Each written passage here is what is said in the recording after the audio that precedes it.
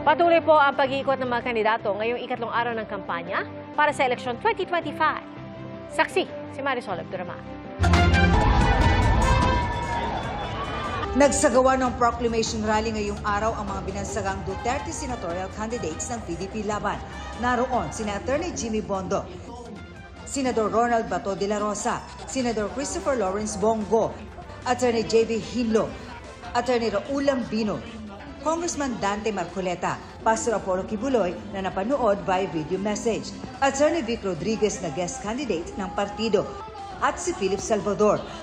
Naroon din sa event si dating Pangulong Rodrigo Duterte. Sigurado ako na ang Pilipino napipika na. Either failed promises or whatever. Kaya pagdating ng nasa isip pa yan ng Pilipino, swerte natin. Ubos, panalo kayong lahat. Nagpadala naman ng mensahe si Vice President Sara Duterte para sa mga kandidato ng partido. Kasama si Pangulong Bongbong Marcos ng kampanya sa Iloilo City ang senatorial slate ng administrasyon. Kumpleto ang kanilang mga kandidatong sina Benhur Abalos, Makati Mayor Abby Binay, Senador Bong Revilla, Senadora Pia Cayetano, dating Senador Ping Lacson, Senador Lito Lapid, Senadora Amy Marcos, dating Senador Manny Pacquiao, dating Senador Tito Soto, Senador Francis Tolentino, Congressman Erwin Tulfo, at Congresswoman Camille Villar.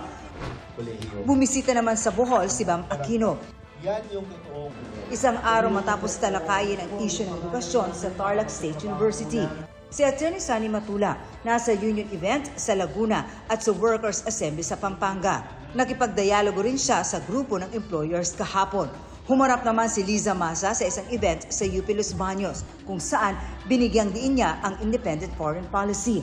Patuloy naming sinusundan ang kampanya ng mga tumatapong senador sa eleksyon 2025.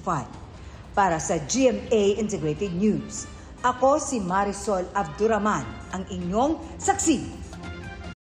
Mga kapuso, maging una sa saksi. Mag-subscribe sa GMA Integrated News sa YouTube para sa iba't ibang balita.